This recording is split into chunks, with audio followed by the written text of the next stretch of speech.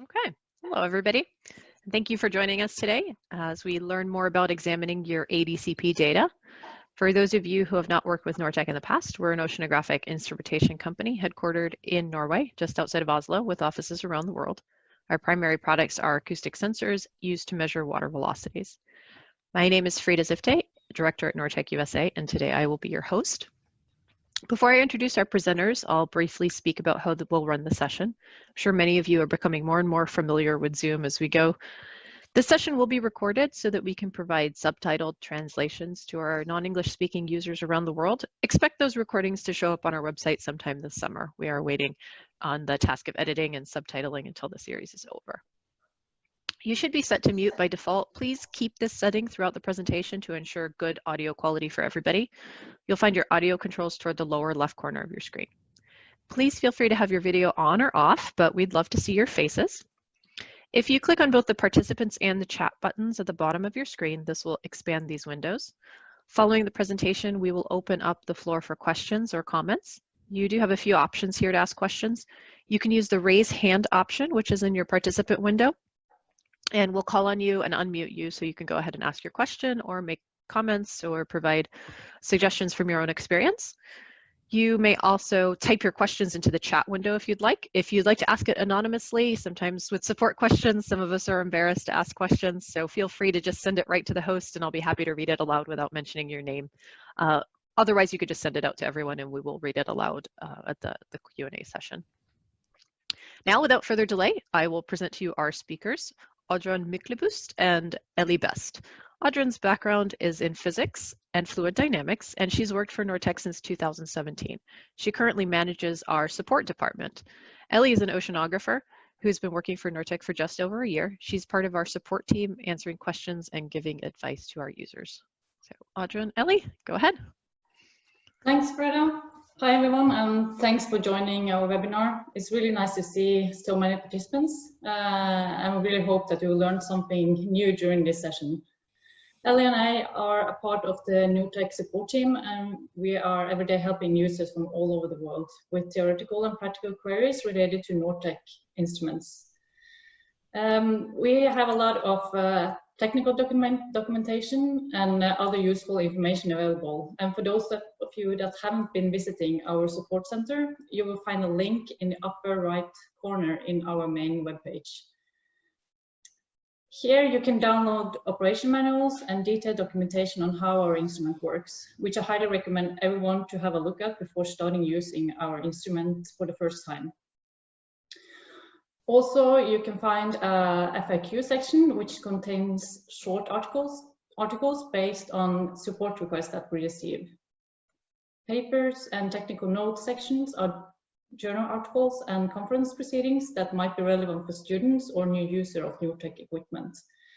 How-to videos and previous webinars are gathered on the support videos. The community forum allows you to submit support questions. So if you have any questions after this presentation that have not been answered, please feel free and go in here and post your questions, and one of our technical experts or support staff will answer you shortly. I will now hand over this presentation to Ellie, who will start to talk you through the different QC parameters that you can find in your data. So, yeah. Okay, thanks, Oddrun. So this is the agenda for the webinar today. So first of all, I'll be talking about amplitude, and Oddrun will talk again about correlation. These are the two basically main QC parameters that are most often used for looking at the quality of your data. There are also a lot of other parameters that you get with your ADCP data that people might not necessarily think to look at when they're looking for whether their data is good or not. So we'll be looking at tilt, so that's pitch and roll of the instrument. Pressure can also give you quite a lot of information. Our midlife instruments also have specific error and status codes that can be really useful, and also vertical velocity is another thing to look at to check if everything's all right. And then finally we'll just finish off by with a few points on how to tell if your data is salvageable or non-salvageable. Most of the time there is still something in there that you can use. So first of all, we'll talk about amplitude. Like I said, this is one of the main QC parameters that we use and is possibly the most important. So firstly, what is amplitude? As we say in our manual, it is a measure of the magnitude of the acoustic reflection from the water. So as I'm sure most of you are aware, ADCPs work by pinging an acoustic pulse out into the water column and then listening for the return of that pulse, and then using that to calculate the Doppler shift. What we can do to get the amplitude data is to actually measure the magnitude of or the strength of that returned pulse. This is usually a function of the type or amount of particles or scatterers in the water. So ADCPs are reliant on there being particles in the water column for them to actually measure the speed and direction of water. And so the amplitude is how strong of a reflection that these scatterers are actually giving back to the instrument. Amplitude also determines the maximum range of your instrument, so it's a very important parameter to look at in order to work out how much range you're actually going to get. So the signal strength decreases with range due to spreading and absorption in the water column, and once the signal reaches the noise floor of the instrument, your velocity can actually no longer be measured. So the noise floor is essentially just the ambient noise of the instrument. Everything electrical will produce at least some noise. We try to keep this as low as possible, but for very sort of fine scale resolution or for quite low velocities, sometimes this can get lost in the noise of the instrument. So amplitude can also determine your signal to noise ratio, or actually how much signal you're getting back. And finally, when you're looking at amplitude, anything different to the typical amplitude profile can indicate a problem or something that you want to watch out for within your data. So on the next slide, I'll show you what is basically the perfect amplitude profile that you want to see in your data. So we'll start off with probably the most extreme case of something going wrong, so beam failure.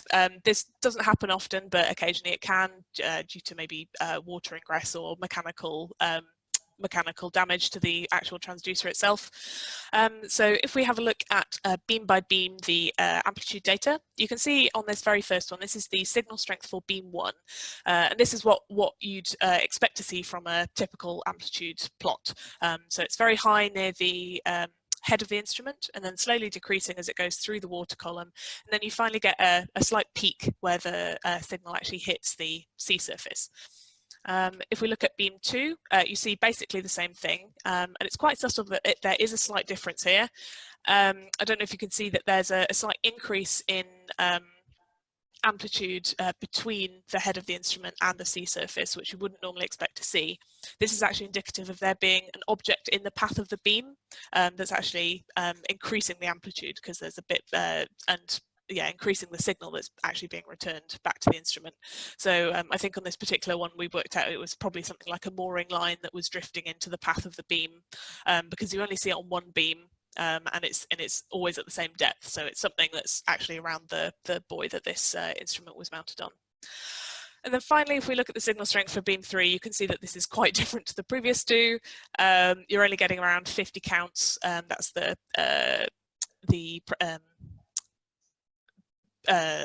thing that we use to actually measure amplitude in, and it's pretty constant through the entire deployment. So you can see that there's something not quite right here.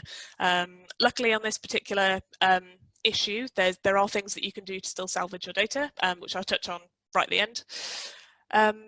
So a second example that we can see here is acoustic interference. So this is very obviously not something that you would naturally see with current profiling. Acoustic interference can happen if you have, for example, another ADCP or just another acoustic instrument that is fairly nearby your deployed ADCP and is either pinging at the same time or pinging at the same frequency. And basically you get crosstalk, so they're actually listening to each other's signals. You can also get biological interference. So unfortunately there's not much to be done about this, apart from perhaps deploying in an area that's less prone to there being quite a lot of biology. I'm sure some users have seen this pretty typical U-shape in the data. This is actually the DL vertical migration of zooplankton. So what happens is zooplankton are further down in the water column during the day, and then they're more active at night when they head up towards the surface to feed.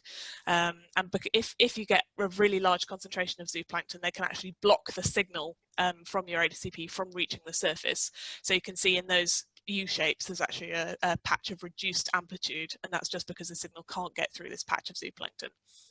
Like I said, there's not much to be done about this.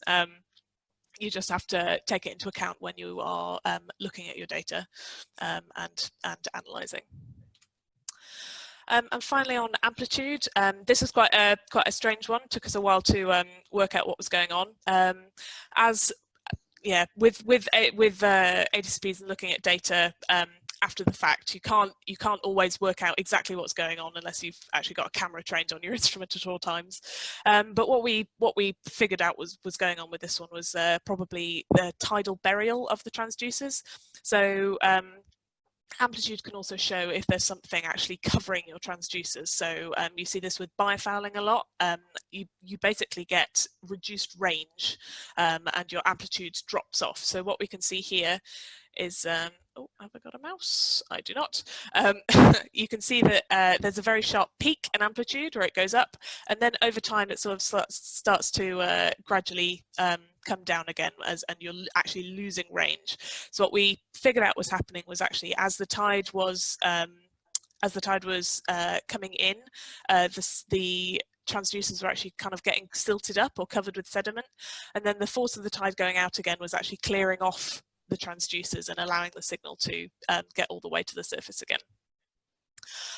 So I will now pass back to Audrun to talk about correlation, which is another one of our main QC parameters. Oh, thank you, Ali. sorry, there we go. It's a little bit slow here, yeah. So what is correlation? So for the signature series, you will have a parameter called correlation. This parameter is recorded for each cell, for every ping, for each beam, which is very useful when cleaning up your data. Correlation is a statistical measure for similar behavior between two observables, which in our case are the received signals with respect to time. The correlation is in percent, where 100% means perfect correlation and 0% means no similarities. As the distance from the instrument increases, the signal strength decreases, and you might see that the correlation drops, which is also mentioned by Ellie, is due to geometrical spreading and absorption. The magnitude of the correlation is just a quality measure of the velocity data. So as the correlation decreases, so does the data accuracy. Depending on the deployment, you might experience that the standard deviation increases, and at a certain distance from the instrument, the velocity data will be too noisy to use. A commonly accepted threshold for range when considering correlation data is where a drop to about 50% can be found. The instrument is able to compute and record velocity data beyond this range, but the data will most likely not be useful. Looking at the graph on the side here, you will see that the correlation drops to around 50% at the same area where the acoustic signal are starting to reach the noise floor. This is something you should use to define the maximum range of your deployment. So let's take a look at a few examples. Here you see a typical correlation plot. In this case, signature 55. This plot is taken from our post-processing software OceanCounter, a good tool to use to get a good overview of your data.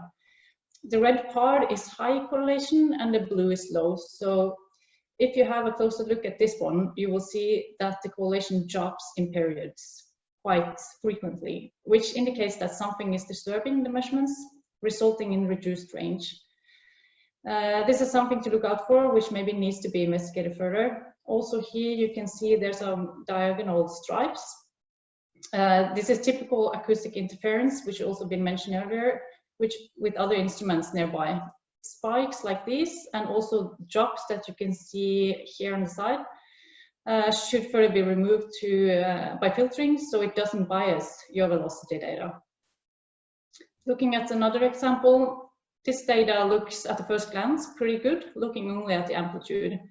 If you take a further look at the correlation during this period, you will see a band close to the instrument where the correlation has dropped. look for irregularities and try to understand what has happened. Have the instruments been set up correctly? Is it measuring in a very turbulent area? Is the instrument placed in an area where there might be exposed for flow disturbances? In these cases, it might be a good idea to be critical to the velocity data right here. So this example shows how correlation and amplitude typically behaves with excessive presence of air bubbles. So just not to confuse you, the surface instrument is here in the bottom. Air-water interfaces are more or less impassable, so clouds of air bubbles can largely inhibit acoustic transmission. In this case, you can see that the profiling range has significantly been reduced, and in extreme cases, the signal could be completely blocked. You can also see how the range is reduced by looking at the drop at a single profile. So this brings us to the last example, where we have a case where the correlation looks very good, but checking the amplitude, you will clearly see that there are suspicious actions going on at the surface. We have understood that this might have been boats passing by, which then have created air bubbles that have been dragged down in the water column, and you can observe a quite hard acoustic return. So checking amplitude and correlation together with QC parameters before analyzing your velocities is highly important to make sure that you don't, to make sure that you actually get the whole picture. Which brings us then back to Ali, which will take you through a few more examples. I will give up my control to you, Ali. Cool, thank you, Audrey. So I will now just quickly talk through other parameters that you can look at. So your ADCP data is an absolute wealth of information, including things that you might not think to look at when you first get your data back. So as Audrey said, it's always good to look at you know, your amplitude and correlation together. So here we can see amplitude for just a couple of different sections in time, and you can see that on the top plot, up until about halfway through, the amplitude is looking pretty good, and then something goes a bit weird. You're not sure, maybe not sure what's going on. You've got increased amplitude, you've got spikes coming down from the water surface, and without any other data you may not work out actually what's going on here. But if you have a look at things like the tilt and the heading and also the pressure sensor, you can see here that the tilt again has been pretty stable up until here, and then it just goes all over the place. Same with the heading. The heading's actually changing, so you can see that the instrument's being turned around. It's being tilted all over the place, and also the pressure sensor, rather than being this nice fine line where it's tracking the surface, has actually that line has actually thickened, so the you can see that the surface is actually also all over the place. So looking at all of this data together, you can tell that actually some kind of storm event has happened. It's been so strong that the effects of the storm at the surface has reached down to the ADCP on the bottom. This ADCP was actually in a fixed frame on the bottom, and yet you can see in the tilt and the heading that the storm was strong enough to actually move it around. So these are the parameters are always really useful to have a look at when you're first investigating your data to see what's actually gone on. More about tilt. So tilt does go up to a point before you can't really use the data anymore. So for our instruments, we generally say that up to 30 degrees you can still just about get good data out, because we have in our post-processing software, we have routines which can actually remap the bins. So I don't know if you've seen in other webinars there, but if an ADCP is tilted, the cells are now at different depths, or they're not at the depths that the instrument expects them to be. So when you have a tilt of, on this particular one, of nearly 120 degrees, that instrument is not measuring anywhere near where it should be, as in pointing directly towards the surface. So it's not going to be giving you any sort of useful data. You can see in the signal strength that it's just completely gone. So this is a scenario where you would just take out that entire chunk. Happily, the instrument does seem to go back to a pretty stable tilt after whatever has happened here, and keeps measuring, but you just take out that whole chunk of data. Pressure also you can have a look at. So Hopefully everyone, before they are deploying their ADCPs, should be setting a pressure offset. So that's taking into account the atmospheric pressure at the place that you are actually deploying your ADCP to make sure that your pressure readings are accurate.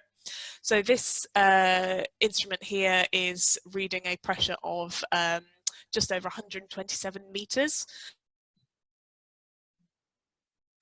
meters depth. So it doesn't necessarily mean that your data isn't usable. You just need to be very aware that the instrument was not at 127 meters depth. For our midlife instruments, so these are the aqueduct profilers and AWACS, they have specific error and status codes. So these are binary bits that actually get set within the instrument when something goes wrong, or if something has been changed in the configuration. These will show up in your data as decimal numbers, so you can just translate these into binary using a programmer's calculator or a web page or something like that. And where those bits have actually been set in those in that 8-digit binary code will tell you exactly what's going on. So there's things like if there's been a processing issue, if the compass has failed for any reason. It'll also tell you if the pitch and roll was out of spec, so if it's gone over 30 degrees, and also things like what orientation your sensor actually was. So we can see this in the data here. So if you have a look at the top plot here, you can see that we've got battery status and error. So you've got your battery, it's stepping down, it's using power pretty well. And then here you can see your blue line, which is your status code. And actually halfway through the deployment, that drops, and that is now giving you a new number. So I think it dropped from 48, which is usually the normal one if everything's working fine. I'm not sure what it dropped down to, but you can see in the status bar down here, you can see that it's gone from RTC alarm. So that means that stands for real-time clock alarm, and that just means that the real-time clock is working fine and it will wake the instrument up when it needs to. And it's gone down to power up, which is a little bit confusing because it actually means that there's a problem with the power. But you can see that that's actually reflected down here in the speed.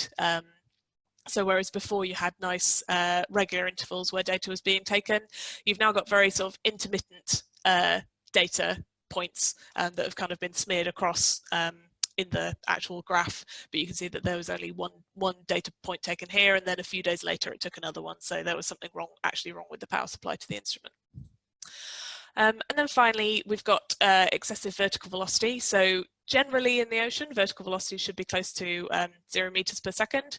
And if you see something that in your vertical velocity that just looks a bit weird, that could be an issue with the data or with the processing or something like that.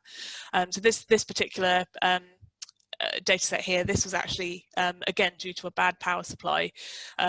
So things like that can actually manifest in different areas in your data set. So it's always good to check everything to see that everything is looking okay, because you don't know where problems may actually show up. And then finally, just a quick note on when to know if your data is salvageable or completely unsalvageable. This is usually a case-by-case basis, because some issues they can be processed out. Some you may just have to try again with another deployment.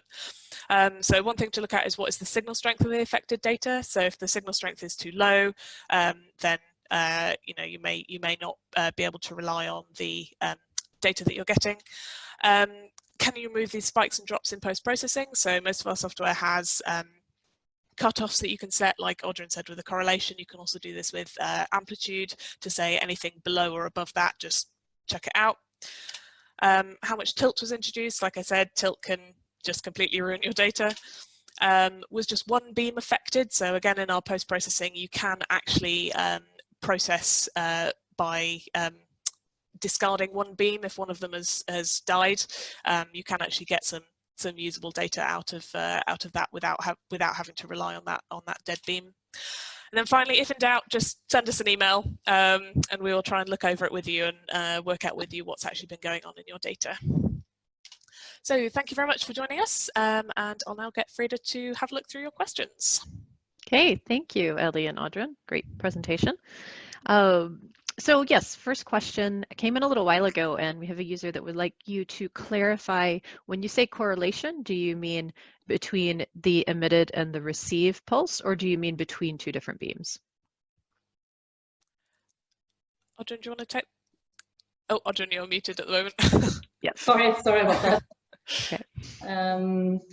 It will be between the emitted and received pulse from one beam. I would actually recommend you to take a look at an older webinar if you really want to go into details regarding this topic. You can find that on our support webpage, which I talked about in the start.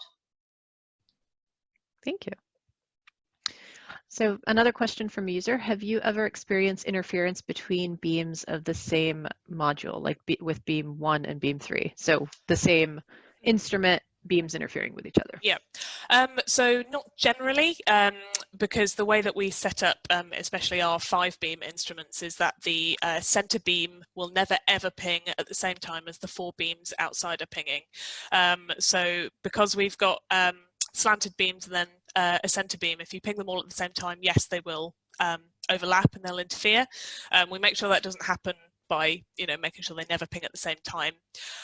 For instruments like the Signature 55, where the pulse is so long because it's going such a long distance, we actually have to ping the beams all separately. So with those particular instruments, we never ping the beams at the same time. So we'll ping beam 1, wait for that to come back, beam 2, wait for that to come back, and beam 3, wait for that to come back, because the pulse is going so far that by the time you get to pinging beam 2, the signal from beam 1 may have not made it back yet and might actually interfere. So luckily we don't see this because we've actually put in place methods to keep that from happening. Thank you. We had a request for clarification. A user said that, I apologize, but I did not understand the possible cause of drops in correlation.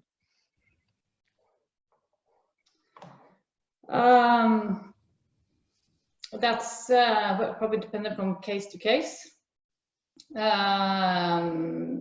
in the first example, that was something that needed to be investigated, but it could be interference with other instruments.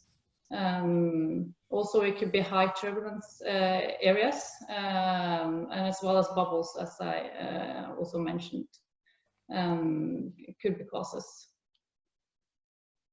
Okay. I don't know if you have anything to fill in, Ellie.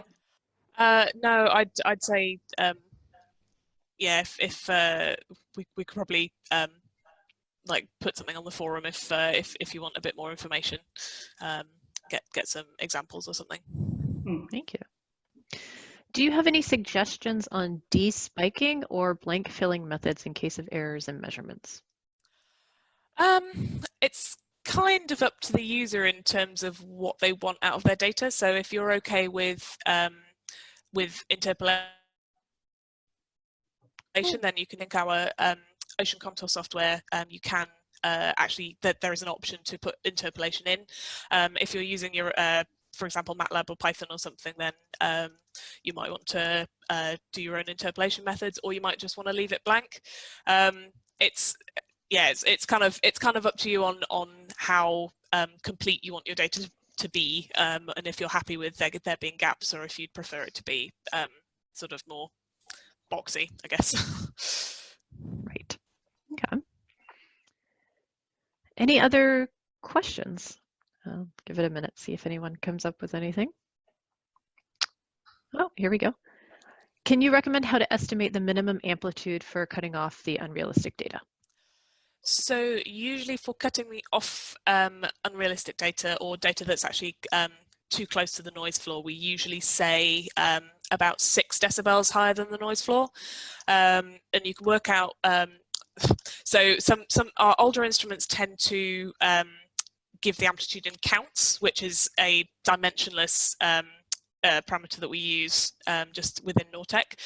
In one of our manuals, I think in the comprehensive manual, there is a way to convert from counts to decibels. It's kind of specific to each instrument, but yeah, we generally say 6 decibels above the noise floor, and there's also, because because again, this can kind of depend on what the environment was like. So if you've got really, really clear water, you may want to just squeeze as much data out of that as possible. So you may want to put it down a little bit more. But as long as it's above the noise floor, then you should be getting okay data. One way to find out the noise floor, if you just set your instrument measuring in air and see what the average amplitude of that is, because it's designed to measure in water, so when it measures in air it's just not getting anything back. That's generally a good way to find out what your instrument actually has as its noise floor. Great, thank you.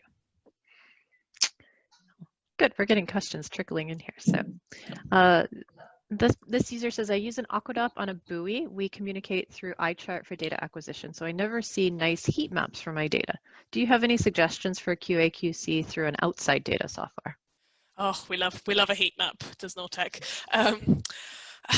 You could certainly work with thresholds when you're pulling in like just the text data. So if you want to set a cutoff of like an amplitude or a correlation cutoff, that's quite a good way to do it.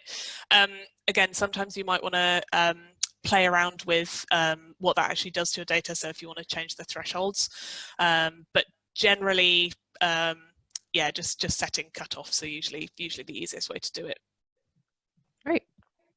Another question, what do you mean when you talk about interpolation? Would you specify if you mean data filtering? And if so, which one do you suggest, averaging or subsampling? So I'm not entirely sure what the actual interpolation routine is in Ocean Contour, but it's basically average. So if you have one data point and then you've got one that you've removed and you've got one on the other side, it's averaging across that gap just to fill it in with what was likely to have been there in the real world. So yeah, averaging basically. Great. What is the general performance of the instrument in highly concentrated environments, for example, along a muddy coastline? Generally pretty good. So I haven't done too much with instruments in highly sort of environments with lots and lots of scattering material. There's sort of there's sort of sweet spot between not having enough scattering material and having way too much, and it's kind of hard to know where that sweet spot is for your particular instrument without like testing it out in the environment that you want to look at. So we always recommend having at least a basic knowledge of what kind of environment you're working in. With very, very muddy environments, lots and lots of suspended sediments. Yeah, again, it's hard to say where the cutoff is. Sometimes it can just get too much for the instrument. Like you saw earlier, sometimes it can actually cover the head of the instrument. So if you're finding that that's an issue, you may have to go out and just wipe it off quite a lot. So yeah, it's very dependent on exactly where you're measuring and sort of what you're looking at. Great. How are tilt and heading affected when mounting the ADCP horizontally? So tilt and heading with a horizontal ADCP, this kind of depends on which instrument you've got.